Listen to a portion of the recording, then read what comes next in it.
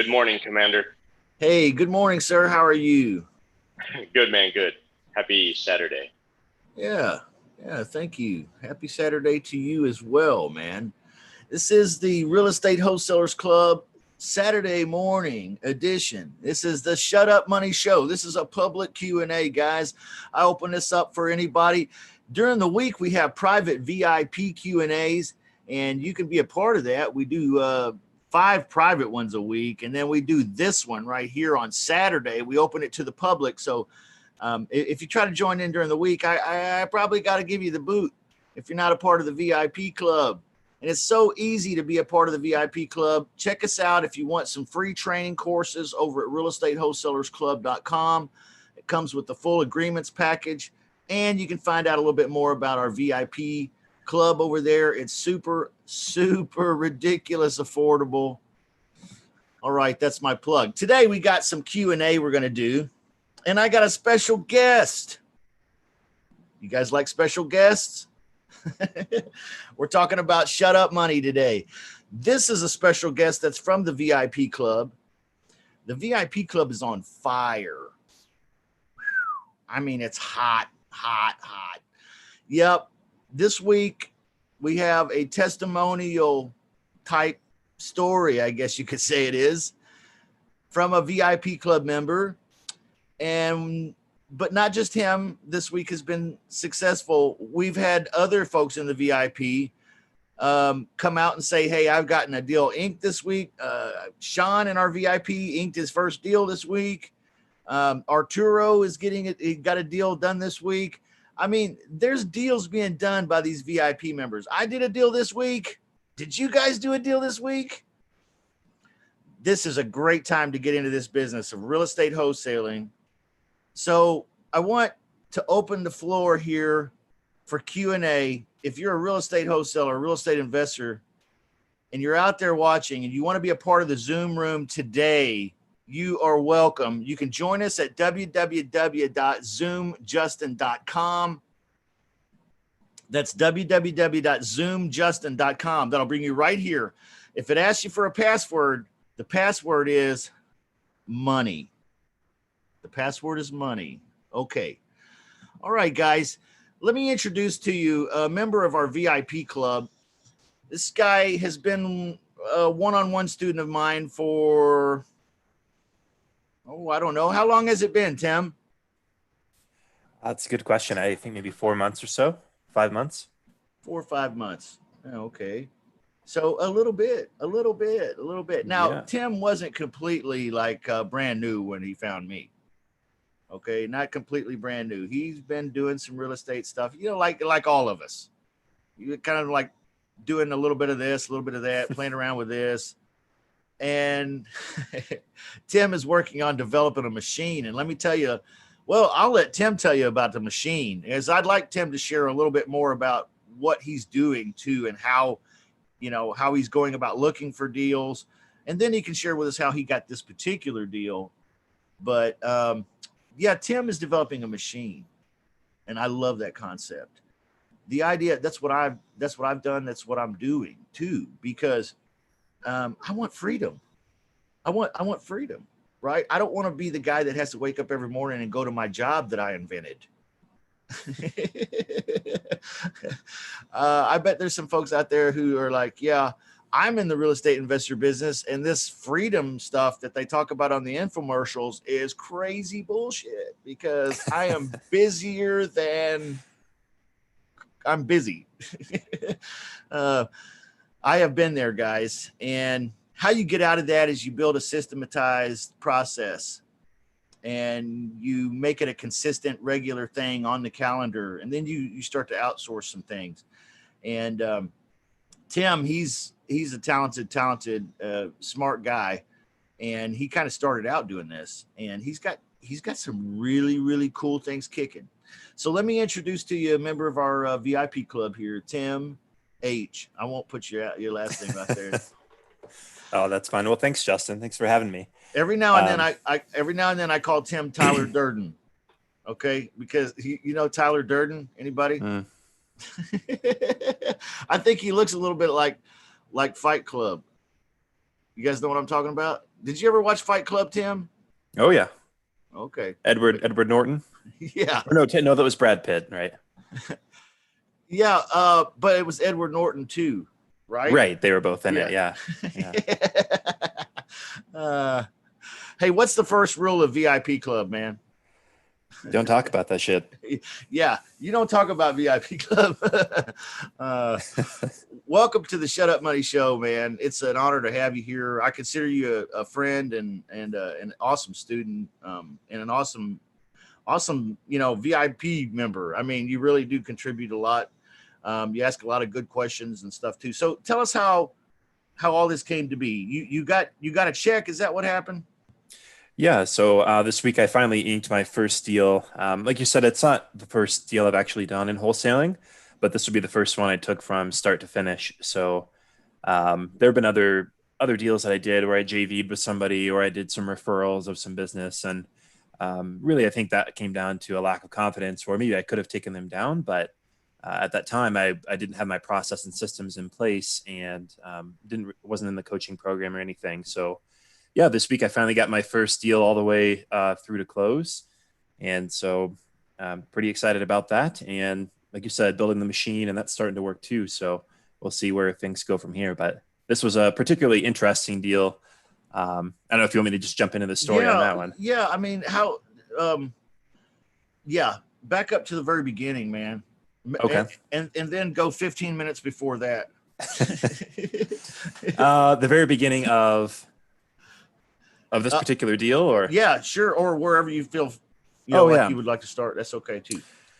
Yeah. So like Justin said, I've been building a system, and a lot of that comes down to, I do have a full-time job where I can't really dedicate a lot of time to the business, particularly the hours to call people, since I'm working in another market where, other than where I live, I'm doing this all virtually. So it makes it a challenge for me to make phone calls and do some of these tasks all the time.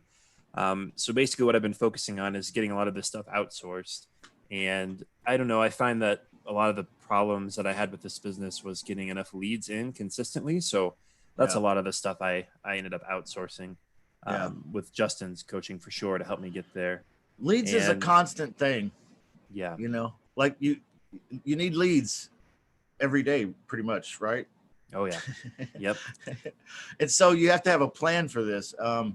And just saying you have to have a plan for it, that's one thing. Mm-hmm. But actually having a plan for it and actually putting together a process and a little system and a little machine to do it, that's yet again another thing. I mean, there's more details and work that goes into this. I'm impressed by you because you tackled those concepts and really have put a lot of elbow grease into putting these machines together. And you got kind of a cool little machine. You do. Well, thanks. I want you to tell us about it too. Sure. Yeah. Thanks for saying that. I think just like everybody, what I struggled with is you understand the concepts, and it was a weird time, I think, for everybody, but the COVID really helped me out a lot because I started working from home. I just had a lot of extra free time. So the marketing channels that I settled on were previously I used to do direct mail quite a bit to some very targeted lists. And that's where I had gotten my other deals before, but I just found the cash outlay on that to be pretty substantial. Now I do believe that it works and it works well, but at the time I didn't have a whole lot of extra money to put into direct mail. So most of what I was trying to do was to do cold calling to get over, some of that fear of rejection, get more familiar, having these conversations over and over, and just get better on the phone. So when COVID hit, I started doing a lot of cold calling and using an automated dialer system to bring in these leads. My main focus has been on ugly house wholesaling, and I do have some on the lease options as well that I have kind of outsourced to get the leads through the automated REI.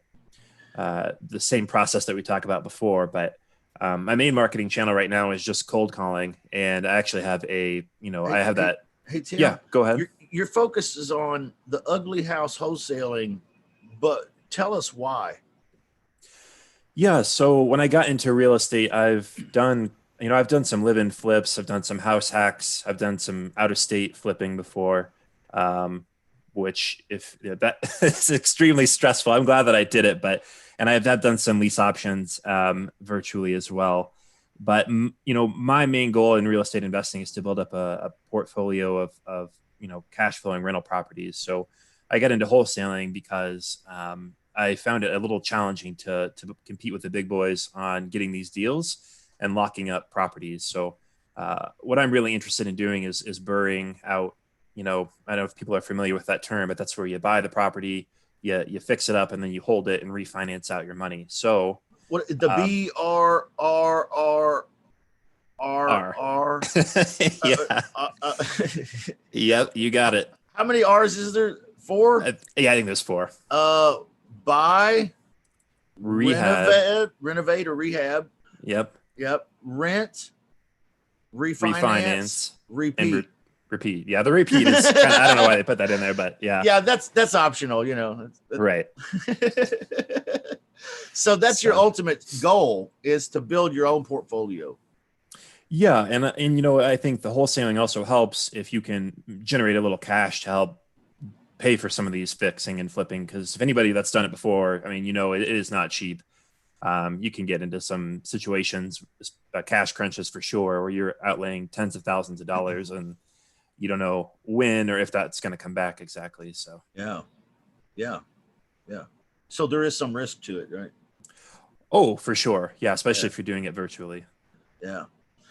Okay, so that's what your ultimate goal is to build your own buy and hold portfolio.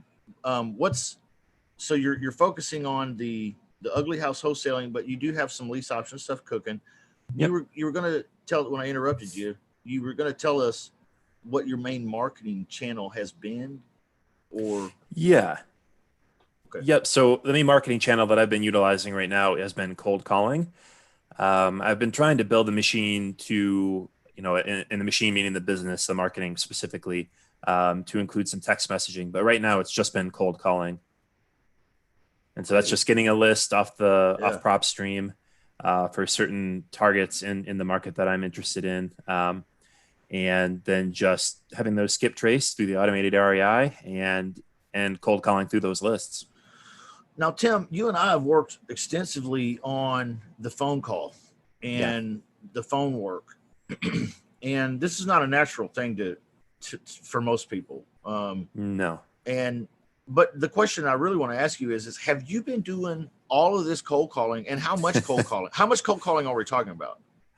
Yeah. So like I said, when COVID started, it was kind of a blessing in disguise in some ways, because I got a lot of opportunity and time to do all this cold calling. But to be honest, it's really not my personality. It is very draining for me to do all these type of calls, because for people that use the leads off the automated REI and you're kind of getting warm approaches on your phone work, that's one story. But if you've done cold calling work, I mean, it can be really brutal, and you can get beat down pretty fast. So I did do that for quite a while, and was doing an hour or two a day of cold calling. But then because it was so emotionally draining and not in my nature, really, I found myself finding excuses not to do it. And what did you end up doing besides cold calling then in those moments? Are you a gamer? That's actually funny that you bring that up. So yeah, the system I had set up was I would have my video games there. I heard this on a podcast of a very successful cold caller. I think he's a wholesaler, but he's a cold caller in his marketing channel, and he played a lot of Madden. So he would just sit there and play football and do cold calling. So yeah, I was playing the racing game No, it's Forza. I play a lot of Forza racing. I love Forza Horizon. Yeah, that's the one. I'm kind of ticked off that you can't get it on PS4. It's you have to go back to the Xbox 360 to get Forza Horizon, I think. Yeah. And what a great game. So yeah, I would just sit there and race people online and do cold calling, and I will say that made it so much nicer. You could really stick with it quite a lot longer. Yeah. But after doing that for a while, like I said, it just wasn't something that it was something that I kind of put off on some days because I just wasn't that motivated to do that. Yeah. And I do have another job and stuff, so I found it challenging to get that squeezed in to the right time. Once I had to start going back into the office physically, it made it challenging. So at that point, I just had to outsource that, and that's what I ended up doing. Yeah. I remember when you and I talked about that, and you had been thinking about ways to get better on the phone and somehow conquer the distaste in your mouth, metaphorically, about sitting on the phone every day for an hour or two. Yeah, it can be very tough. Can be very tough. What I like though is that you muscled through that stuff and you learned anyway. You know, like even though you realize and you recognize, hey, this isn't my top talent, my top skill is not the phone. That's okay. That doesn't disqualify you from being in this business and doing deals. It just is an indication that you need to do something different, outsource something, or change something in your business. But a lot of people want to start out, hey, can I outsource this part? But that's not going to be easy to do unless you kind of learned how to do it a little bit yourself, even if it's not for you, right? I would agree with that for sure. Yeah. Because like you said, I feel like I did get a lot better in the work that I did over a couple months, just being on the phone every day. Yeah. And when I did end up outsourcing this, so I outsourced it to some Filipino cold callers, and there was still training that needs to be done. So I think even if you got US based people, unless they come from this business, you're going to have to train them on how to have the conversations and what to say at certain points if you get different questions. So I think that it's really important to know kind of what you are, Yeah. know what to train them on. Yeah. I told another one-on-one student of mine, I said, hey, listen, I know you're not really big into the phone. You and I are working on it. You're getting better, but this is not something you enjoy. You want to outsource this part. I get that. Here's what I want you to do. While you're looking for a virtual assistant, I want you to learn this with me and practice it. Make some calls and do this every day, like you want your virtual assistant to do. Do it every day for a couple, 2-3 weeks. That's it. Just so you get a taste of the flavor. Yeah. Because now you can teach this a little bit. You can manage this a little bit with your virtual assistant. Now, I'm not asking you to do 2 or 3 years, 2 or 3 weeks, figure it out a little bit, get a taste of the flavor so you can outsource it. But, and then I followed it up with, anybody can do anything really for a couple weeks if you really want to. Oh, for sure. Yeah. Yeah. And it does get easier. I mean, you do get more comfortable with doing it. I'm sure if I were to persevere, or anybody for that matter, you will get comfortable at doing it. So I don't know why we have this aversion to the phone so much. I guess nobody likes to be told, just cursed out all day and just told they're a terrible person and trying to scam people or whatever you do get back. But it does get more comfortable. So I would agree with that for sure. Yeah, it definitely gets more comfortable. So how many cold calls do you need in your business a day, 5 days a week? Mm-hmm. Yeah. So right now I've got 4 hours a day of cold calling. And I think they can get through about 75 contacts. So it's a little confusing because when you skip trace numbers, you're going to get, 4 to 10 numbers back for each contact. So with an automated dialer system, I mean, they're going through hundreds of calls per hour, but most of those calls, a good 40 or 50% are going to be to, disconnected numbers or wrong numbers. A lot of those go to voicemail. So it isn't that they're sitting there actively talking to people. Every second of those 4 hours, a lot of time is spent, just waiting Sure. for a connection. However, I think that, they get about 75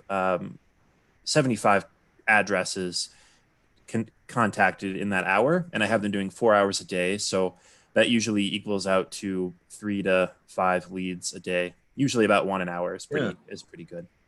Yeah, that's pretty good.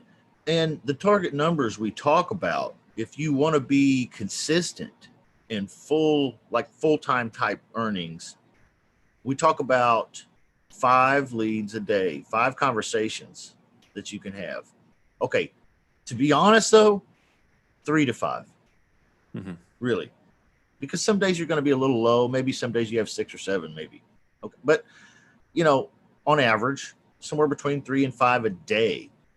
Yeah, That sounds easy, and in some marketing channels, you can pick up leads that easy. Cold calling, you can see the numbers are much higher. You have to hit, there's a lot more activity that goes into the cold calling, right? So, but what's cool about it is Tim was doing this for an hour or two a day. How long did you do this, Tim? A while. Yeah, quite a while. A month or 2 months, maybe. Yeah, I think it was a couple months. And then we talked, you outsourced it. Tell us about how you found a virtual assistant in the Philippines that you could outsource this to. And what's been your biggest obstacle, your biggest hurdle to overcome in getting this process outsourced? Yeah, so my process is not replicable for anybody that's looking to hire a cold caller, a Filipino cold caller. This person actually cold called me. So I don't know how they found my information. I do have the websites online and some other marketing that goes out. So I'm not sure how they found me, but my guess would be based on my business website, or one of them for the wholesaling business and other businesses that I have. What is your business website, man? You want to give it to us right now so we can all check you out? Oh, sure. Yeah, it's fairhomeofferkc.com. Fairhomeofferkc.com. Yep. Fairhomeofferkc.com. All right. So that's just the Ugly House wholesaling website. And then my company website is green, like the color, sparrowproperties.com. So there's not a whole lot on there, but just a little hub for me to put. That's crazy because I own yellowsparrow.com. Oh, do you really? No, I'm just kidding. I don't. Okay. Yeah, that would be a small world, huh? So yeah, they cold called me, the Filipino cold caller, and the woman that I talked to, her background was that she had worked as a phone agent for a real estate agent for a number of years, and then worked for another wholesaling company / investor for several years as just an employee of that individual. And then she branched off and started her own VA company. So now she is the owner of her own VA outsourcing company. So yeah. Go ahead. Oh yeah, it's not a repeatable process, but that individual she's extremely good on the phone. However, she is the manager of the individuals that do the cold calling. So she did do work for me on my campaign for a while before assigning other agents. So you're asking me what the challenge was. I think that the cash outlay initially is not that high. You're talking a few $100s for a month's work of work. So it isn't a whole lot of cash outlay, but you do have to train and manage these people. I know that Justin's talked about this before, and it is super important. I mean, you can't just let them go off. And even if you give them a script, you really do have to monitor pretty closely and do active trainings for any employee, I imagine, but especially, a virtual assistant from the Philippines. So they do want to do a really good job, but sometimes they don't know what your expectation is. And so that's where I found some initial challenges. I find too, sometimes they fall short or they get slack on the task. Yeah. And then I find some virtual assistants also will mess me up by trying to overachieve. And they're trying too hard. And it's like, okay, wait a minute, slow down a little bit, Whoa, Sally, hold on. Yep. Oh, for sure. I had to tell I ended up firing one of the people they gave me. She just was not performing.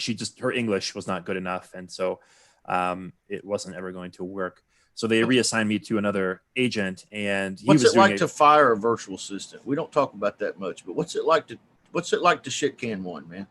Well, honestly, so because I'm working through this agency, it was not that difficult. I just contacted the main girl and said, hey, her name's Abby. I said, hey, Abby, this really isn't working out. Please listen to these recordings. This needs to be changed. Otherwise, we can't continue to do business together. Is this agency something you can share with us that we could call and maybe they could, if somebody out there is hunting and pecking for Absolutely. What is that? Yeah, absolutely. Do you remember? Yep. So their website is Porten, PORTEN, BPO.com. Wow, that's cool. Mm-hmm. PORTEN BPO, like broker's price opinion. Exactly. I don't know what it stands for, but that's what their website name is. And And the woman's name is Abby. So Abby is fantastic to work for, or work with, I should say. I seen I've enjoyed her. we've got 13 people here in the Zoom room with us and several others watching around the web. But I saw everybody in the Zoom rooms. When you said the website, everybody's head goes like this. they start writing. I was like, boom. Hey, you better call them real quick and get an affiliate link or something. No, if you tell him Tim sent you, Abby will know who you're talking about. So I actually just increased my marketing with them because they do more than just cold calling. So now over this last week, I'm having them do text blasting and cold calling, list generation, and some other things. So they really can do a lot. That's something where I've had to build my trust and confidence level with them as a company and sort of the work that they do and how professional they are. But I've been pretty satisfied, obviously, since I'm increasing what I'm having them do for me. Yeah. And your life has changed a little.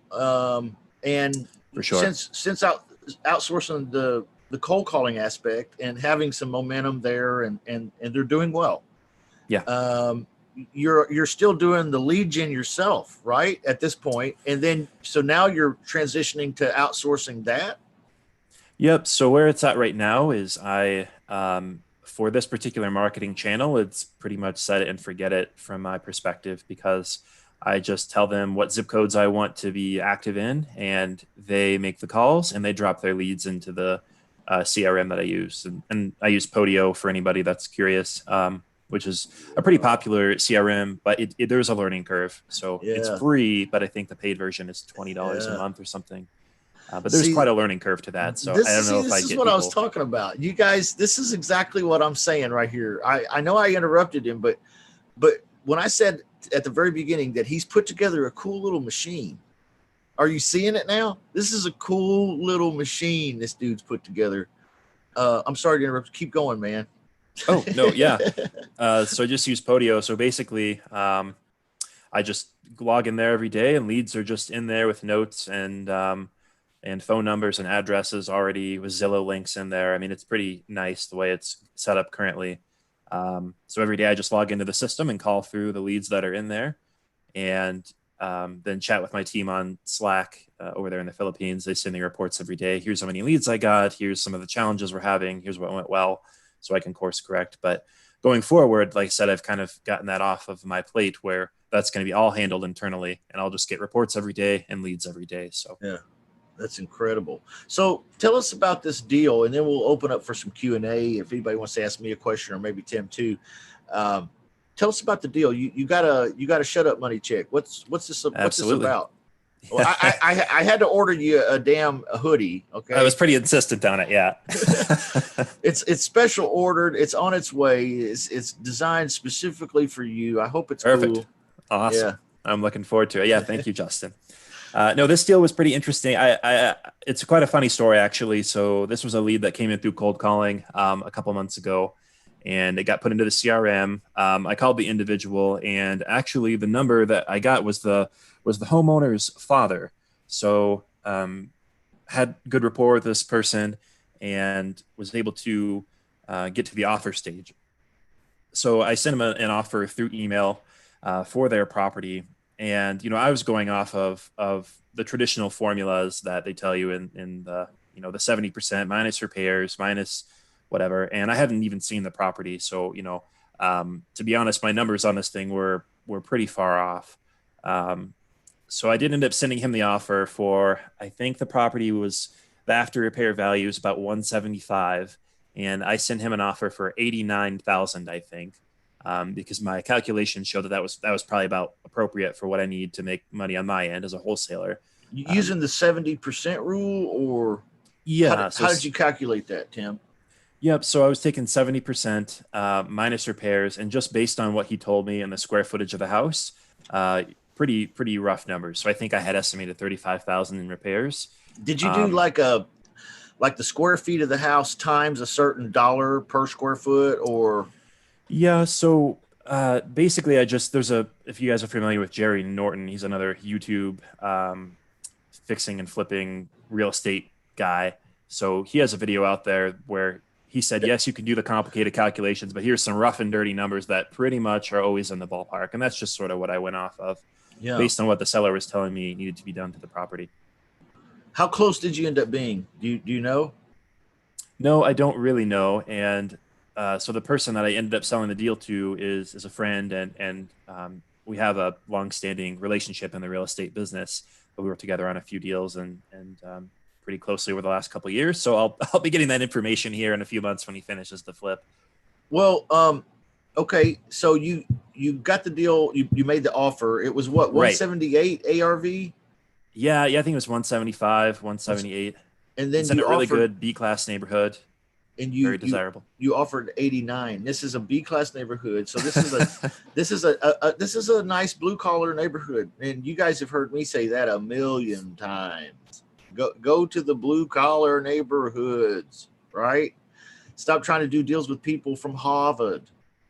Yeah. So blue-collar neighborhood.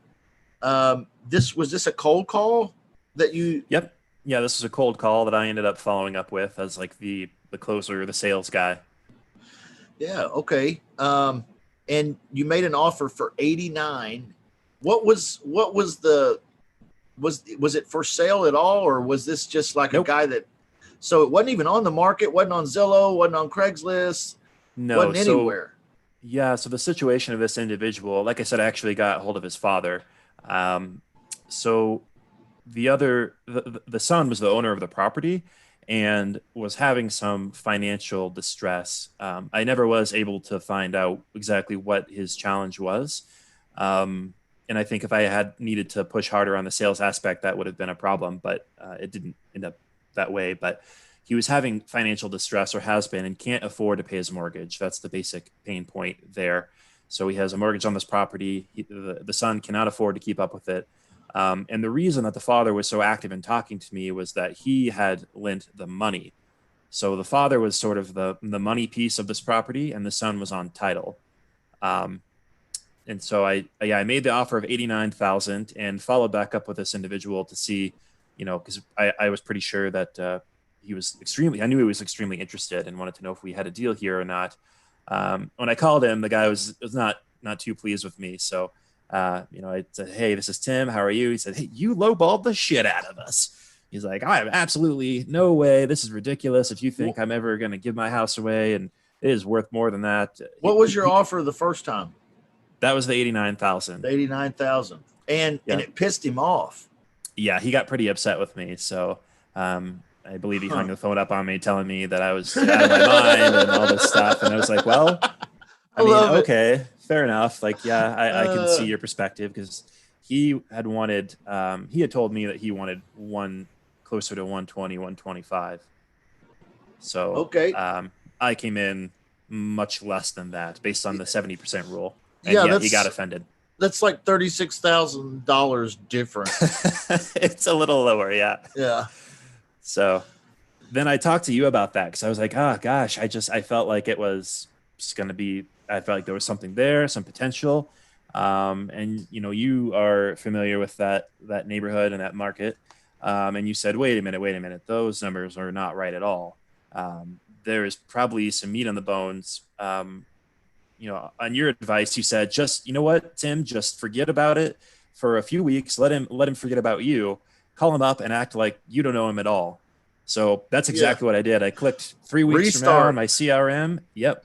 Yeah. I called the guy up. You know where I learned that? I learned that from watching the news, right? Because really? you guys ever notice that the bad news comes out today, and then it's like everybody's in an uproar, like, "Oh my God, this horrible thing has happened." And then 2 weeks later, you don't hear another word about it. Oh, okay. Yeah. Right. Everybody's already forgot, and that's the way it is with most things. And so I think we're programmed on this 2-week cycle, like as humans. It's like, oh, I can be uptight about something for a couple of weeks, and then after that, what? That's interesting. Yeah. It's like that flashy thing in Men in Black. So you waited a couple of weeks and called the guy back. And what happened then? Yeah. So I called him back up. He didn't remember me at all. So boom. Yeah. Like what? I started all over. Oh, hey, the whole spiel, the whole conversation. Oh, you want to sell this house? Okay, that sounds good. Ended up, getting him under contract at his asking price. So it turns out there was plenty of meat on the bones for that, and I had kind of overestimated how much repairs were going to be needed, and maybe underestimated my ARV a little bit on that property. But I think the neighborhood is just so strong. So yeah, I went all the way through, got the offer verbally made, and then I sent out my boots on the ground partner that I have in this market to go in and look at the property. So he took the photos for me.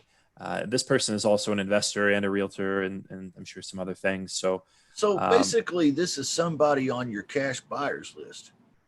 He is on my cash buyers list, but he's somebody I've partnered with because he does quite a lot of. He's very heavily involved in the real estate business.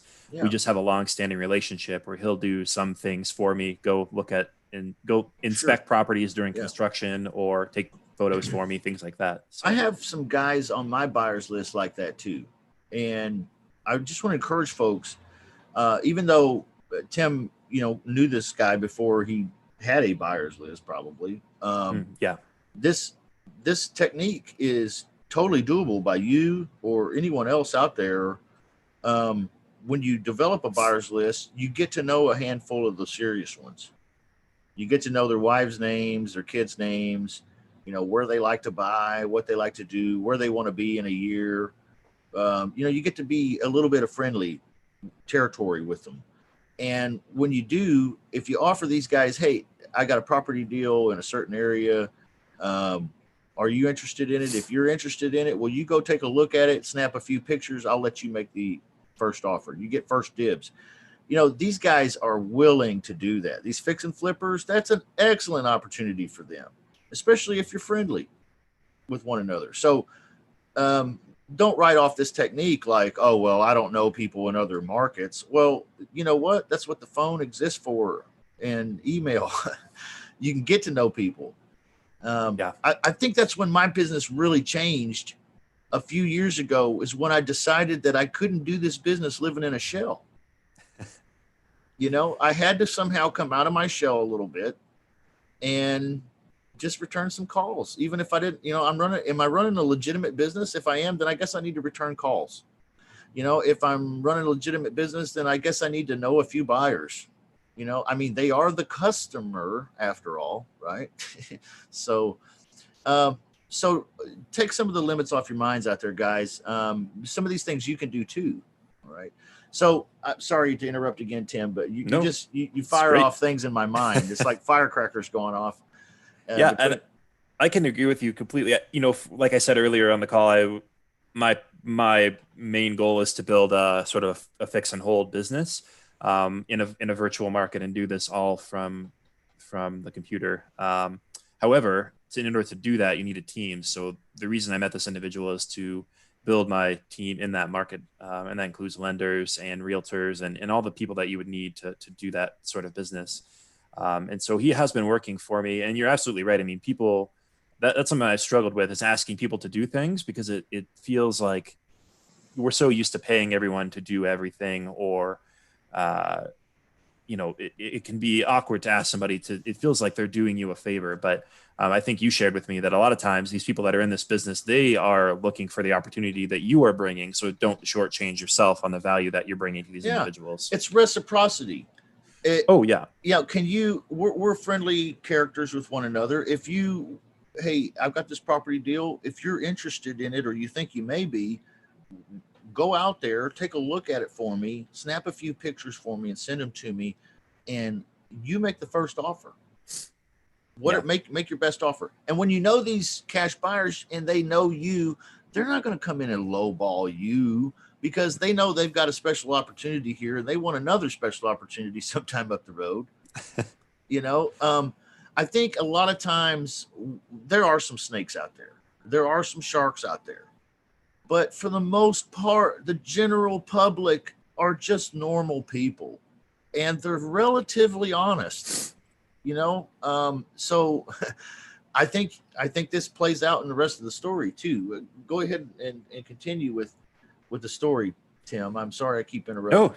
No, it's good. And yeah, the last thing I would say about that is, this individual has helped me make thousands and thousands and tens of thousands of dollars. And I have also paid him and helped him make a bunch of money too. So there is value that's shared between us, even though I have him doing things for me and in a certain capacity occasionally. So it's not like I'm taking advantage of him or vice versa. So for sure, there's value shared there. But I sent this individual there to get photos. I actually wanted to keep this property, fix it up, and hold it as a rental because, like I said, that is my main strategy. But in my personal life, I actually came into things where I just do not have the time at the moment. I'm actually in the middle of a giant job transition, moving out of to a different state. For all the people in the club that are in California, I'll be joining you guys out there. So it didn't make sense for me to West keep this Coast. West Coast. That's right. What is it? West Coast or? I have no idea. I'm not that cool. You gotta learn it, man. You gotta pick it up. Okay. All right. Why, Tim? Why, Tim? Why? Why? Well, out here, man. I know. I'm not moving even to the fancy part of California. So, to be honest with you, Rick, it's the opportunity that I have is to manage an entire business for the industry that I work in. So I feel like personally, I need to scale up or skill up. I need to get better at managing, running a business, hiring, firing, these sort of things, because my future goals for business ownership, I just feel like this is an opportunity where I can learn that sort of thing. So let me sum it up by saying he is on the Rich Dad Poor Dad plan. Y'all recognize what that is? Rich Dad Poor Dad by Robert Kiyosaki. You take jobs sometimes because you learn how to take yourself to the next level by learning some skills and some things that another opportunity would show you. I've done this before myself. This is exactly what Tim's describing, I think, right? Yep.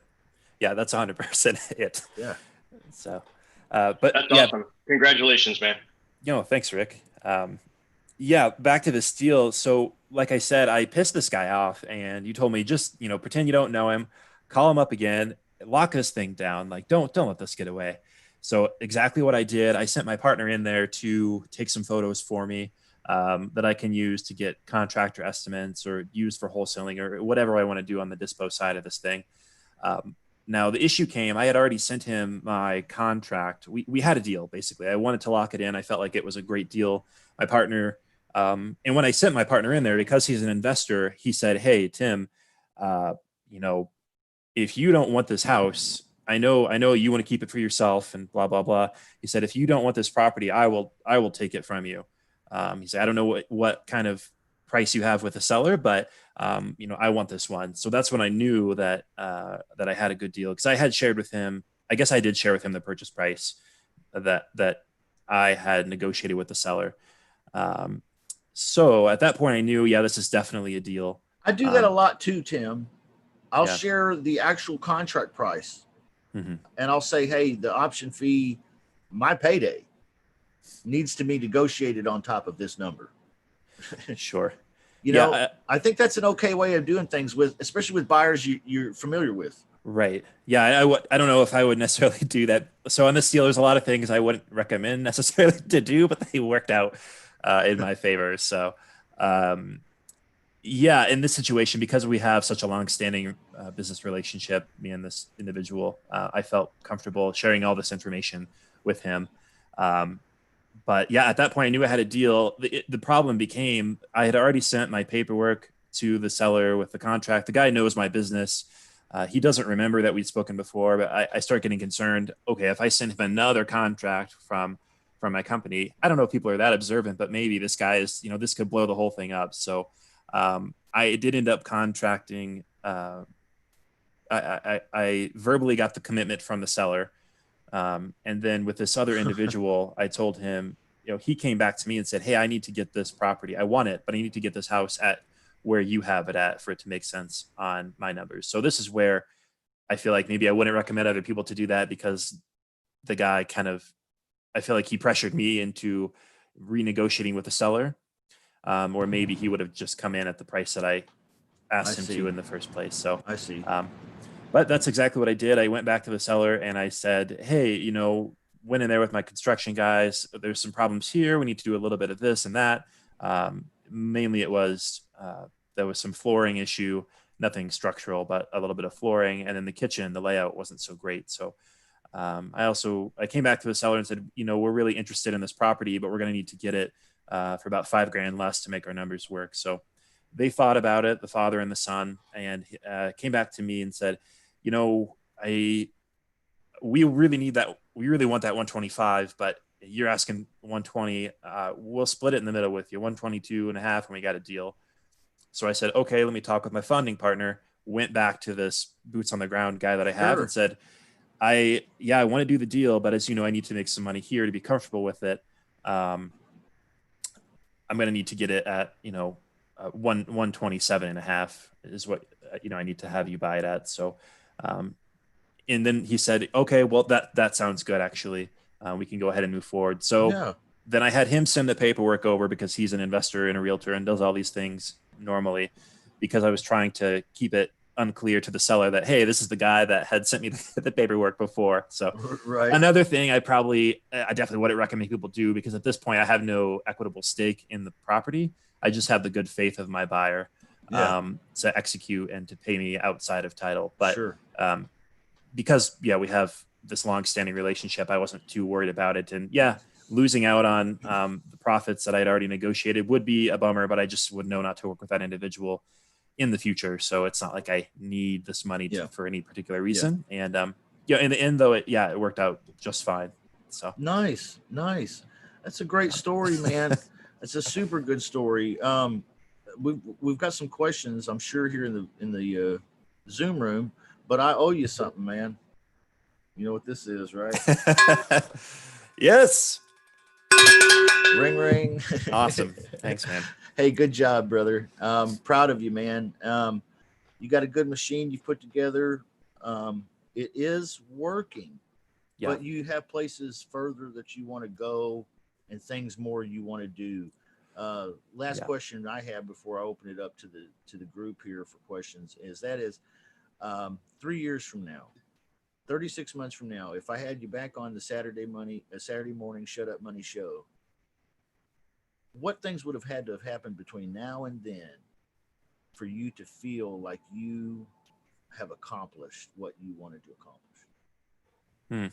It's a good question. I think 3 years is a good time frame too. I think I see a lot of these people, and I don't know if others do this, but you watch different people on YouTube or read books, and they all go from zero to $1 million a year business in 6 months. In like 5 minutes. And so often I'm pretty hard on myself, and I'm like, God, why am I struggling so hard to make this business work? And I know the answers to that. It's because they have a consistency and a process, and they have people in place to handle that, make sure that it gets done. That's where I've fallen short before. There's no mystery to it. But it can be frustrating. I think like I said, get frustrated by that. So, I struggle with comparison sometimes, but I think in the long run, where I'd actually like to be with this business in 3 years, I mean, if I could be doing a deal a month, that would be perfect. And then, one out of every 3 of those, just keeping as a BRRRR property. You only need to do that for a few years, and you're pretty much set for life on just cash flows on your rental incomes. And you'll get all your equity back out of the property if you execute the rehabs and the refinance correctly. So I don't know where the economy is going to go exactly, but I think in 3 years, if I can be doing a deal a month, that's on the lead generation, mostly, if not completely outsourced. And then, not spending a whole lot of time to keep this thing going. So it does require, adding a couple staff members, but I also don't necessarily want to have a huge team in place in the business at this point. Sure. You don't want to have a big corporate office in corporate woods and corporate woods. No. That's here in Kansas City. It's the corporate business park, and real nice fancy buildings, and that's where all the businesses, offices are for the upscale businesses. There's some billionaires over there too. You don't want one of those? No, I want to have a virtual business that allows me to travel the world. So I would love to take a couple years off. And if I can make 10 grand a month plus, having some flips going on virtually Yeah. while traveling around the world for a little while, that would be ideal. Wow. I don't see that lifestyle forever, but if I can get the situation set up where, Yeah. and I don't think there's any reason why not. I mean, Exactly. I have employees in other countries now. Why can't I be there as well? So that's kind of what I'm trying to get set up is something that is virtual that will allow me to take a few years to travel while not getting behind financially. What an incredible world we live in, Tim. And it's so cool. Yeah. What an incredible concept too, that you can build this from home and have other people do the grunt work labor parts of it. Maybe you're involved in some of the process or facilitating some of the process, and maybe you're involved in the money talk, the money calls or something, but for the most part, hands off, laissez-faire, that's an incredible time we live in. And I want to encourage everybody, you have to start somewhere. You can't start at the top. And you may be one of those people that creates $1 million business within 6 months of beginning. But you know what? Chances are you're like me and you're like everybody else, and you're going to have to work at it for a bit. Okay. And that's just the way life is. So start where you are today. I made a decision a few years ago that if I just start right now and just do it every day for a couple years, that's the decision I made. Just do it every day for a couple years. If all the bullshit that everybody, the motivational speakers and inspirational speakers and, people like Gary Vee and everybody, if everybody is right, and I just focus on this one thing consistently for a couple years, my life should be completely different. And let me tell you what, they are right. They are right. If you work consistent at something, building something consistently every day, that kind of focus, that kind of time invested on a consistent basis adds up, and you become the, what is it? The 900-pound gorilla, dangerous, right? You've got some experience. You've got some things in place that now, like Tim, for example, there's folks looking at Tim saying, man, I wish I had that going. How do I get that going? Yeah. Here's how you get it going. You start right now. Just start and make a little bit of progress today. Then tomorrow, do something else and make a little bit of progress. That's all you need is a little bit of, here's the key word, a little bit of productivity. A little bit of productivity, not just activity, just a little bit of productivity. Be productive a little bit on it every day. Give yourself some time. Be patient with yourself. The bills are already stacked up. The bills are already behind. All right. You're already in the pressure cooker. You're already struggling. So what difference does it make if you start this today and it takes you 5 weeks, if it takes you 6 months, or if it takes you 2 years? If it doesn't work in 2 years, you're not going to be any worse off than you are right now. Start now. Get going. Get going. Right? Okay. We got a question in the chat that says, I must have missed it. How much are you paying these VAs, Tim?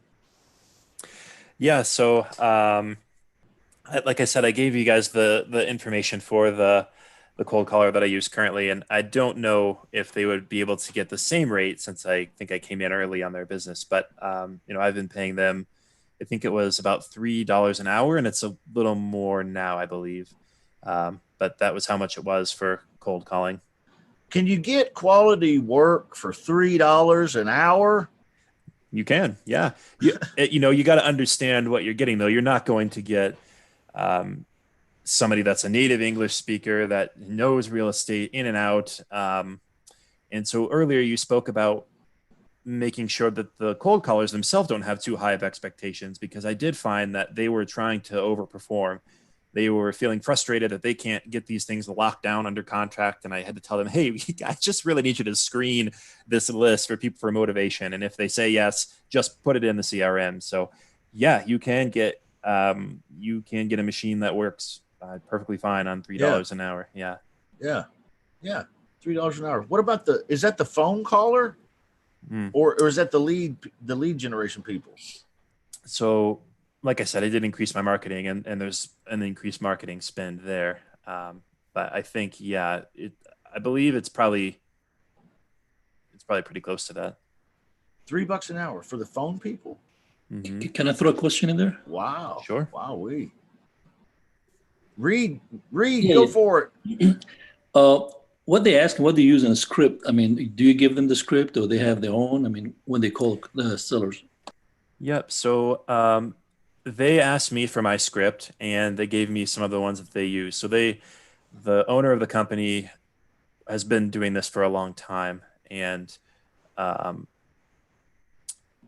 so she is very familiar with the process. She actually uses the TTP script, and then another one. I don't know where she got it, but if you guys are familiar with that other real estate wholesaling, I don't know what to call it, club or brand to talk to people for Brent Daniels, but she uses the script for him that I've seen as well online, and it was good. It's just I had to tweak a few things, so I did have to say, hey, at this point, say this, don't say that, because I want them to capture more than just ugly house wholesaling. If somebody is interested in getting full price but wants creative terms, I do want to get that lead in. So I did have to tweak it a little bit. But is this a pre-qual call, or is this where they're pre-qualifying the lead and then setting it up for a closer call, or is exactly. is this all this? Okay, so it's not a closer call. No, and initially they were kind of doing that. They were saying things like, "Was this the lowest you would take?" And I just found that it came off. It came off in a way that sounded. It just didn't sound right in the flow of the conversation, because I record all these calls that they make and listen to them if they're sufficiently long, and I know they had an actual conversation, and it just came off strange to me. They would just ask in the middle of the conversation, "Hey, how much do you want? Is that the lowest you'll go?" And it's like, well, it was weird. So I said, hey guys, don't sell these people. Don't ask them that. If they say, I want 100,000, just say, great, thank you. Well, that's all, the questions my partner will reach out to make you an offer. Yeah. So he's got some good virtual assistants with some skills. He's showed him what he wants. He's laid out his expectations. And now, if you notice, he doesn't manage the virtual assistant as much as he manages the process, right? So you hear him, he's talking about, well, I go in there was a few things they were saying on the script that I didn't like, so I tweaked it. Exactly. You're managing the process, right? It's so much easier than managing a person. Oh, yeah. I have no desire to be there. Like, hey, you didn't show up for your session today, and what's going on? What's your personal? No.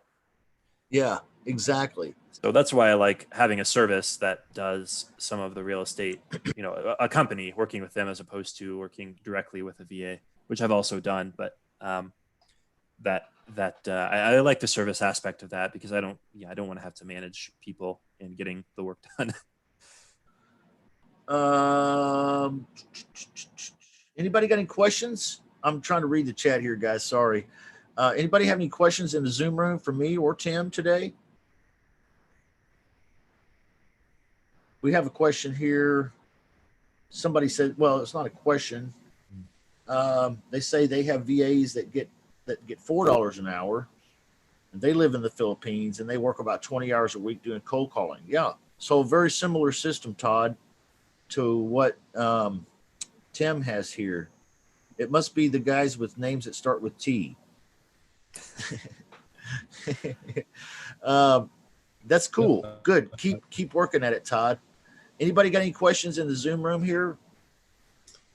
Hey Tim, when you have your callers making calls out there, what kind of list are you working with? And a stacked list? Yeah, so I don't do any list stacking. I was trying to figure that out through Excel, because where I pull all my lists is PropStream.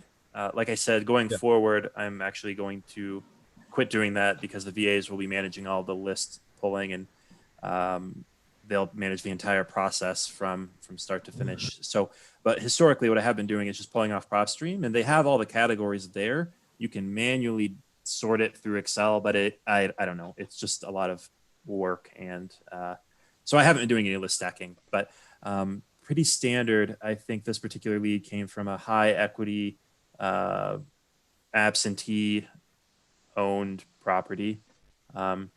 So that's the one that I've had the most success with, is absentee owners with high equity, which I put at 40% or more. Of course, I specify the neighborhoods that I want in PropStream just through the map outline. But that's been a really good list. I mean, there's not like any secret list. All the ones that they say on all the channels you've heard about, those are the ones that work. They're pretty saturated, but that's because they do work. So you'll get people that tell you in cold calling, like, I get 10 calls of like this a day, F off or whatever. And then some people that it seems like they've never talked to anybody about their situation. So I don't think there's any secret list, but yeah, that's mostly what I use. I did also pull a water list from the county, which was water shut off, which is, it's an interesting one. I didn't have a whole lot of success with that one. But yeah, absentee, that was good. I did liens 3,000 or more. That was a successful list as well. Hey, quick question. Okay, thanks. As far as the water list goes, I'm sorry to just kind of chime in. As far as the water list goes, I hear people talking about that in certain spaces all the time and how great of a list it is. Were you just cold calling them? Or, I mean, are you throwing them like a follow-up sequence for like mail or like door knocking or anything like that? Just out of curiosity. Yeah, so I see Aisha put in the chat here that it has a lot of tenant turnover, and I think that's what actually made it kind of a bad and not as successful as it could have been. So I think other people that have success with a list, they find a way to, because you have to pull this directly from the county or the public works department in the city. So I think there's a way people get that they can eliminate the tenant turnover, but get people that have got turned off for failure to bill pay. In response to your question, John, I haven't, no, it's nothing fancy. I just cold called them. And then if that didn't work, that was it. So you have a more robust system. Oh, what was that? I said I didn't even think about the tenant turnover. That's a good point, and especially if you're in a high rental area. Yes, I didn't even think about that. Yeah.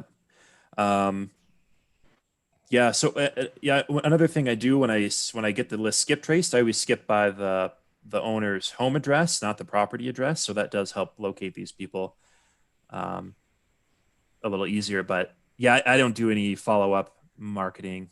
My system is not that robust yet. Justin asked Jim, where does he get his VAs from? I'm sorry, say that again, Michael. Jim asked about where does he get his VAs from? Okay, yeah. Your virtual assistants, say that website again there, Tim. Jim. Oh, Jim. I'm sorry. Jim, because I remember he mentioned a couple of months back when we were talking on the phone earlier. Hey, Jim Everett. Yeah, that's me. You got some virtual. Sorry, what was it? You got a connection with virtual assistants. Where'd you find yours at? That was the question.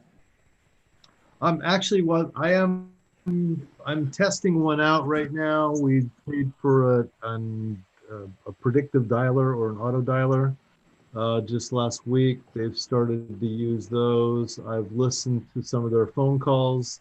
Some of them have been okay. It's kind of pathetic to over. One of them, I think, has got a really good potential. One of the guys that was making calls, he is just not cut out for the job. So, as someone else told me, maybe it was you got to go through like 10 VAs before you find a good one. So that's what I'm doing right now. This guy's got a very small company, so right now I don't think he has any VAs, extra VAs available, but I'd be happy to share that once I know that he has more available. It's by the way, Tim, I checked out the website that you said was, I thought you said POTENBPO. I went to that and went to PORTENBPO and a couple of other ones, and I'm not coming up with anything. Is it? Do I have the URL for it? Yeah, let me just make sure here. If you could post it to the group, that would be great. Yeah, I'll put it in the group there because you're right, that's not coming up. So off the top of my head, I can't remember exactly what it is, but you can't give us bogus information, man. He's trying to throw us off the trail. You don't exactly. Yeah. No, sorry, I'll find out what it is and put it in there. Okay, that's good. cool. That's cool. Any more questions or anything? Or Tim, go ahead. Yeah, I got it here. It's PORTON BPO. PORTON BPO, like brokers, price, opinion. PORTON BPO.com. Yep. One thing I would like to say is super interesting. If you go to their website, you'll see they're located in Cebu, Philippines. And if you go to Google image Cebu, Philippines, it is nicer than I'm sure any of us live on this call. It is tropical paradise. So you feel like, okay, I'm paying these people to work for me, and I don't know, is it good? But you're like, oh, wait a minute, these guys are living on the ocean, and it's looks lovely. You probably spend all their free time surfing. Oh, I'm sure. Yeah. I think you're paying them too much, Tim. Yeah, maybe. So, just by comparison's sake, I'm paying $4 an hour for a caller, and that's pretty much all they will do is call. Or I've got them working on some other social media stuff. But if I supply the list to them from PropStream or any other source, they will skip trace the list for me for $5 an hour. But I'm only charged for the caller. So if I send them a list, they'll charge me $4 an hour. And then if they skip trace that list, they'll charge me $5 an hour, but I'm only actually paying like $1 an hour extra for them to skip trace for me. So that actually, works out pretty well cost-wise. It's a good tip. Good tip. Yep. Yeah, everybody's business ends up looking a little different. Yours will too. You can try to copy Tim. You can try to copy Jim. You can try to copy me or anybody else. But yours, even though it will be similar, it'll be different. It'll be different. And I find that's always fascinating to me. There's a question here in the chat too. What do you do when there are no houses in your immediate area to run comps? That's a good question. There are no comparable houses nearby within a half a mile. That's typically the distance, a half a mile, maybe 0.3 miles. No houses around the area.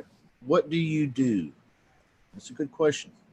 Does anybody have any ideas for this gentleman, this Dexter gentleman in the YouTube chat? Anybody else have an idea? I'll share my idea, but I want to open it up for other ideas. Well, if you don't have them within a half a mile, you definitely want to expand that out about a mile and then take another look. Yeah. Yeah. I mean, because some of these areas they are kind of out there, and even some of like a lender goes to qualify, even they will go, farther out if there's no comps to support anything. Yeah. In this particular case, I might call a realtor and just ask, say, hey, trying to figure out what a property might be worth, but there's no comparables around. Can you give me an idea of the neighborhood or what things would be worth? A lot of times a realtor will help you just because they can. And that's kind of what they're licensed up to do. And so that's an opportunity to maybe talk to a realtor. But yeah, like Rick said, you're going to have to expand your territory a little bit.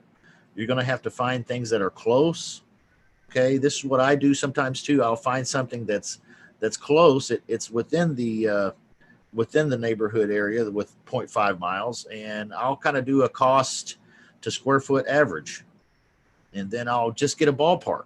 Then I'll multiply that number by the square foot over there. Now that's a horrible way to do it. But at least it gets me something to start with. Sometimes the county property tax records will give you a little bit of an idea. Sometimes they're low. Okay. So you just kind of have to do a little bit of due diligence and start someplace. Ask questions of other professionals around the area. Ask people in Facebook groups and in groups in that area if anybody is a realtor or anybody knows or anybody can help. I do a lot of that too. I do that too. You got to do what you got to do, and you will find some deals out there that comps are hard to come by. Most of the time, comps are around, but sometimes. That's a great question, Dexter. I wish I had a magic bullet for you, but I don't, man. Does anybody have a magic bullet for that one? Nobody does. Okay. I don't think it exists. If it does, somebody tell me so I know.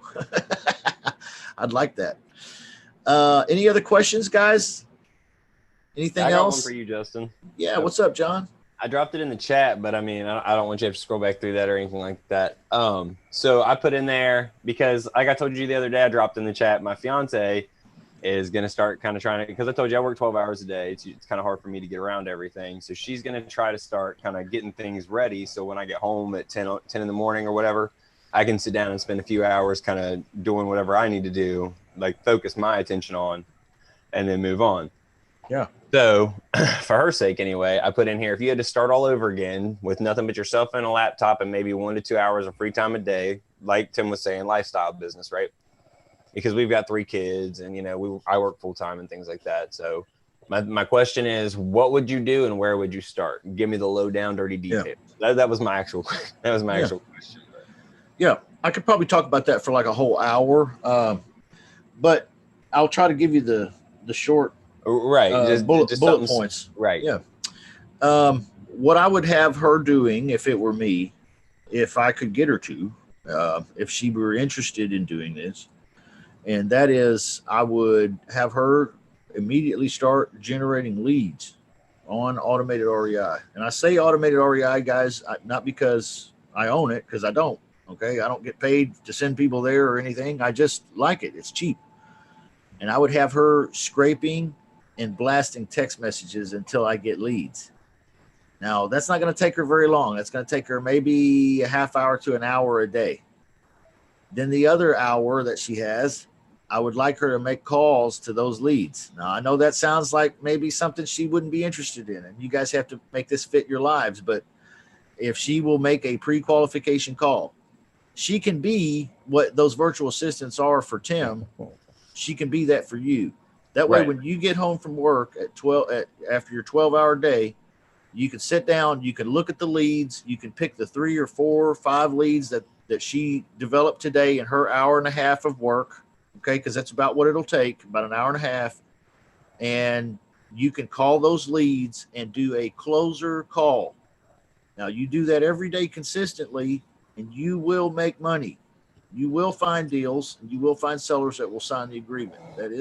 It's consistency. Right. The power of that and working together as a team. It makes you even look better. Okay.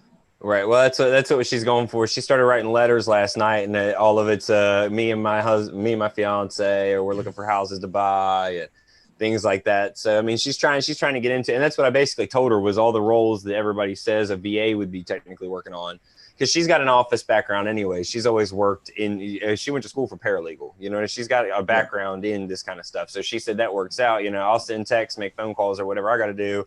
And then that way you get home and you just go on appointments. And because that's what I'm a salesperson. I like to go out, I like to talk to people, I like to close the deal, but I can't sit down in front of a computer for 5 minutes without wanting to, you know what I mean? Yeah. So stab your eyes with an ice pick or something. Exactly. Yeah. I didn't want to say it myself, but I get it, man. You know, the thing about it is you have to have something for her to do that is something that she can do, she can be successful at, she can do consistently, and she can get in a routine with. Now, the problem with writing letters is that it's so damn hard. Okay. Right. It's hard. And that's not something that you're probably going to want her to do, or she's going to want to do for very long. You know, we picked like a target. We targeted it down to like I think it was like 30 properties in the Northern Kentucky area that had like pre-foreclosure liens and all kinds of, you know what I mean? Like the top, like 30, we were like, okay, these people need to sell their house today. You know what I mean? And then, she's going to work on, she's been watching the tutorials for the automated REI, Okay, great. And she's been watching some of your videos and some of Joe McCall's videos on kind of the Zillow scraping and targeting and things like that. But she's not big on talking to people. She'd rather send texts and things like that and kind of work it up to. And then when I get home, it's like, okay, here's the top people that responded. Here you go, and I'll just make the call. Yes. So maybe she can set appointments with you in the evenings with the ones that say yes, or possibly, or maybe, or something like this. The affirmative ones, the positive responses. Maybe she can do a little bit of text with them before, if she's afraid of getting on the phone and doing a pre-qualification call, which is really, really non-confrontational. But here's the thing, man. I want to offer it to you, and I want to offer it to anybody that's a one-on-one student of mine. And you are, John, you are a one-on-one student of mine. Your wife is a part of your team. Get her involved in the Q&As with us, or in anything that you think would be helpful for her. She's welcome. Okay. If you are a one-on-one student out there other than John, and you want to hire virtual assistants, and you're like, man, I got to train this virtual assistant on how to make a pre-qualification call, and I've never done one myself, and what do I do? How do I do it? Okay, if you're a one-on-one student of mine, then set up a one-on-one session with me and bring your virtual assistant, and I will train your virtual assistant with you in the room. Okay, making it a catered to you and your business and your virtual assistant. Okay. So anything we can do here to help, guys, we want to help, but you guys just have to decide on a plan, man. How you going to get them leads? And it needs to be something she can do. I like the text idea. That's my thing. I like the text idea. That's what I told her. I said, if you could pull a list every night or two, because we're trying to focus. We're right in the middle of Lexington, Louisville, and Cincinnati. So I told her, I was like, if you could pretty much just focus on the areas, kind of the counties surrounding those, and just kind of rotate it. Maybe every few days, hit one, sort through the leads, hit it. So, and since you mentioned that, I might go ahead and have her, the next call I schedule with you, I might have her jump on it. And that way you can kind of communicate with her as to what her role could be with her skill set and things like that. Absolutely. Absolutely. Awesome. Yeah. As long as you don't mind her getting better at this than you. That's fine, man. As long as when I come home from work, she says, "Here's some shit to go kill, or some stuff to go kill." You know what I mean? I'm on it. Yeah, yeah, and that's what we're all after, guys. We're all out there trying to go kill something and drag it home to eat, right? That's what we're all about here. That's what every one of us have to do. We have to make money to feed our families, to live the lifestyle we want to live, to have some freedom, to be able to have some options. Like, I choose to do this.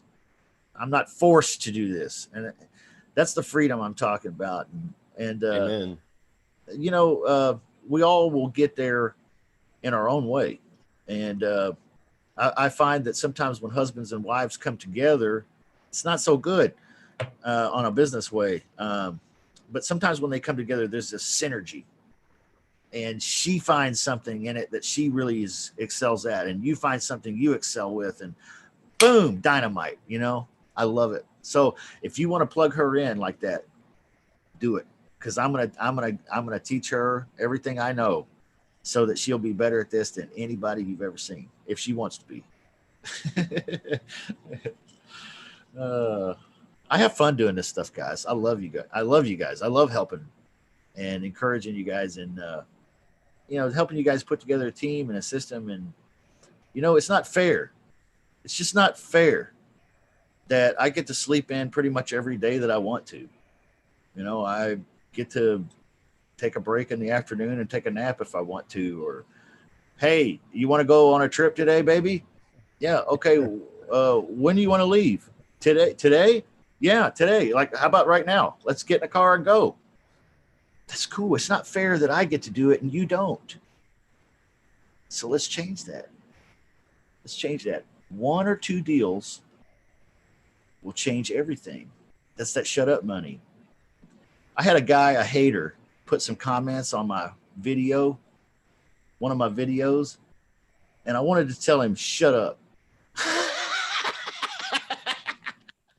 Shut up. Because I got that shut up money, and that's, man, I can do it. I can tell him to shut up. Anybody got any more questions or anything? Anybody got any comments? Dion had something, Justin. What's up, in man? The chat. Dion had something in the chat. What's you got in the chat, man? I can't see it here. Hold on. Let me see if I can What do find you it. say to a seller who's unwilling to sign a lease option memo and says, "Bring me a buyer"?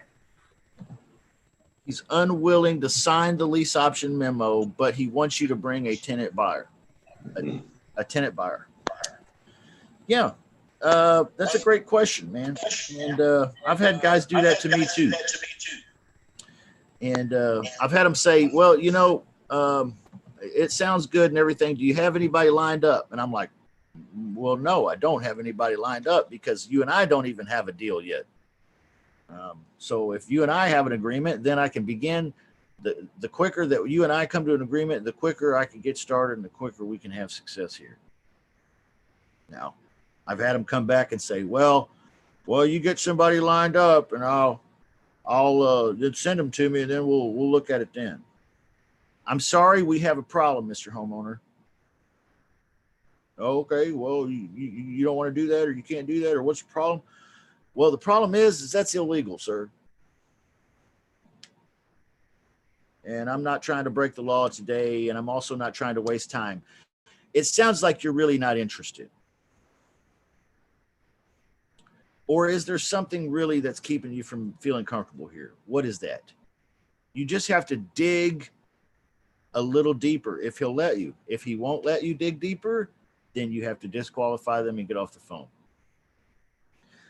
Yep, there's some guys out there like that. Oh, bring me a buyer. And they're like, oh, okay. Yeah, okay. In other words, let me translate for you. Let me go to work, or how about you go to work and try to find a buyer and everything, and then you bring them over to me for me to poop on.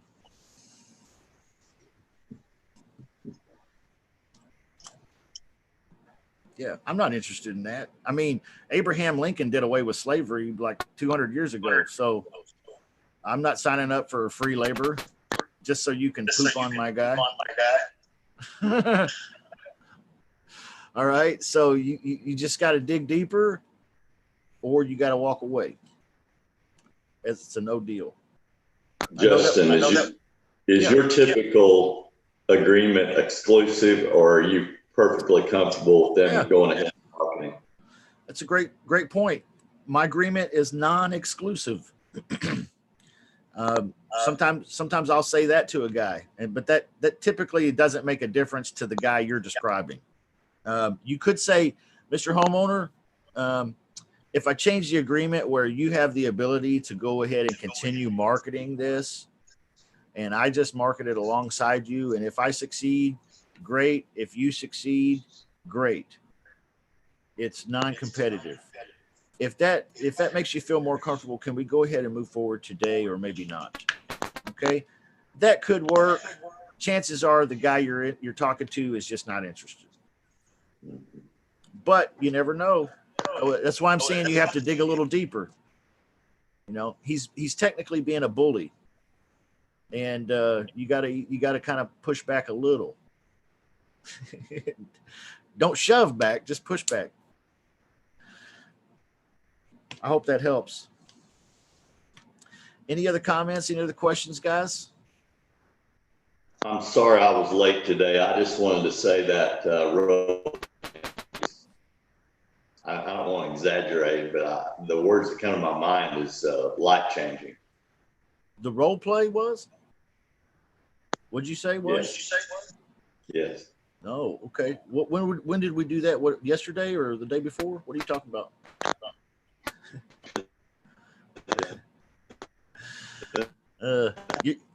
Your camera kind of broke up a little bit. We couldn't hear you, man. But I think you said Wednesday. You're breaking up. Yeah, we can't hear you, Greg. Your internet signal must be weak right now for a moment. We do a lot of role playing here, guys. Greg just said it was life-changing, and he's probably trying to just build me up a little bit here. It was good, but I don't think it was. It was good. Okay. All right. It was life-changing. Anyway, Greg, I appreciate you saying that, man. Thank you. Guys, join the VIP club. If you're not in it, it's $49 to sign up. It's $49 to stay in it. That's $49 a month, and you can cancel anytime. No obligations. And if you join the next 5 people, I'm going to give you the Outsourced Lease Options 2.0 course, and that comes with the Advanced Agreements package. Go check us out over there. Until I see you again, guys, I love you, and I appreciate you all. You mean so much to me. I care about each and every one of you. And when I don't hear from you, when you're in the VIP club and I don't hear from you for a while, like Randy Wardle, I'm worrying about you, man. I'm thinking about you. I care about you. All right. So reach out to us. Let us know you're there. Let us know how we can help you. Okay. Because that's what we're here for. All right, guys. I love you. You guys have a blessed rest of your weekend, and we'll see you soon. Thanks, Justin. Thank you. Hey, Tim, great job, man. Yep. Thank you. Great job. Great story. Thank you. Thanks, Thank Tim. you, Errol. Hear you. Good to see you, Errol. Good to see you, man. Get in. Thank you. Everybody here. Golly, there's so many people here. Let me see if I can just read your names before I sign out here. Let's see here. Oh, man, why will it not let me? There's like a load of just a truckload, more than a truckload, truckloads of people. We could fill up a whole Greyhound bus. Why would we though? Okay. Bye-bye. I love you. Talk to you soon, Greg.